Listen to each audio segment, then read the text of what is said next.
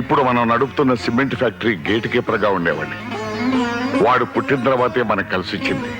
కార్లు వచ్చాయి, బంగ్లాలు వచ్చాయి, కోట్లు వచ్చాయి. బాబు వచ్చాడు. Hi my son. తప్పు చేసి రావడం, కాళ్ళకి దండం పెట్టడం బాగా నేర్చుకున్నావు.